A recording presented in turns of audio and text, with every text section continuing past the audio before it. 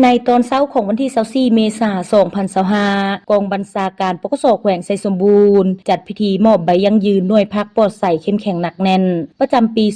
2024และเผยแพร่เอกสารสำคัญของพักจำนวนหนึ่งโดยการเป็นประธานของสหายพันเอกวิไลแก้ววิไลหงษ์คณะประจำพักรองเลขาคณะพักรองหัวหน้ากองบัญชาการปกสแขวงไซสมบูรณ์เข้าร่วมมีคณะพักกองบัญชาการปกสแขวงคณะพักหากฐานคณะหน่วยพักบรรดาห้องกองพันป้องกันเคลื่อนที่ค่ายคุมขังดัดสร้างตลอดฮอดสมาชิกพรรคสมบูรณ์สำหองเข้าร่วมในพิธี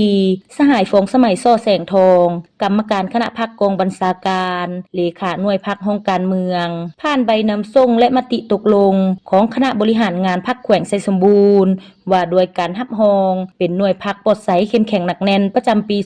2024จำนวน5หน่วยพรรคคือหน่วยพรรคห้องการเมืองหน่วยพรรคห้องสันติบาลหน่วยพรรคห้อง504หน่วยพรรคห้องการหน่วยพรรคกองพันป้องกันเคลื่อนที่เป็นเกียรติมอบใบยั่งยืนหน่วยพรรคปลอดใสเข้มแข็งหนักแน่นของสหายพันเอกวิไลแก้ววิไลหงษ์คณะประจำพรรครองเลขาคณะพรรครองหัวหน้ากองบัญชาการปกสแขวงจากนั้นสหายพันเอกทองเพียรกงเสด็จคณะประจำพรรคประธานกวดกาคณะพรรคกองบัญชาการปกสแขวงขึ้นเผยแพร่แจ้งการของห้องว่าการแขวงไซสมบูรณ์เกี่ยวกับความเป็นเอกภาพในการห้างบรรดาเอกสารทางการของพรรครัฐและมติตกลงของกรมการเมืองศูนย์กลางพรรคว่าด้วยเอกสารของพรรคประชาชนปฏิวัติลาวโอกาสเดียวกันสหายพันโทฟองสมัยโซ่แสงทองกรรมการคณะพรรคกองบัญชาการปกสแขวงเลขาหน่วยพรรคห้องการเมืองได้ผ่านข้อกำหนดของพรรคประชาชนปฏิวัติลาวว่าด้วยการขยายพรรคในกำลังป้องกันความสงบตอนท้ายของพิธีสหายประธานได้แสดงความย่องยอสมเสยและตีราคาสูงมายังบรรดาหน่วยพรรคที่สามารถสร้างนำมยุทธ์หน่วยพรรคปลอดใสเข้มแข็งหนักแน่นประจำปี2024ซึ่งแสดงให้เห็นถึงผลงานการเคลื่อนไหวนำพาชี้นำความเป็นเอกภาพภายในพรรคความบุกบืนห้าวหันในการเคลื่อนไหวเฮ็ดหน้าที่การเมืองของสมาชิกพรรคพนักงานอย่างตั้งหน้าสหายยังได้เน้นหนักให้บรรดาหน่วยพรรคจงพร้อมกันสืบต่อรักษานามยุทธ์ให้ได้หน่วยพรรคปลอดใสเข้มแข็งหนักแน่นในซุมปีต่อหน้า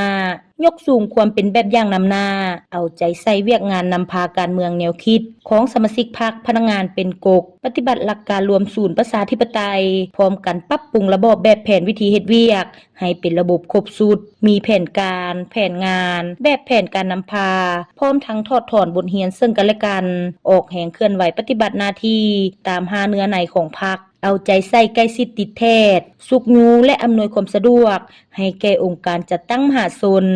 ได้เคลื่อนไหวเวียกงาน 3D 4บุกติดพันกับข้อแข่งขันรักษาและพัฒนาอย่างแข็งแรงเอาใจใส่ปฏิบัติระบบส่งแสงรายงานให้เป็นปกติต่อเนื่องศึกษาอบรมให้พนักงานสมาชิกพรรคเอาใจใส่การปฏิบัติกฎระเบียบของพรรคกฎหมายของรัฐของกำลังป้องกันความสงบวางออกอย่างเข้มงวด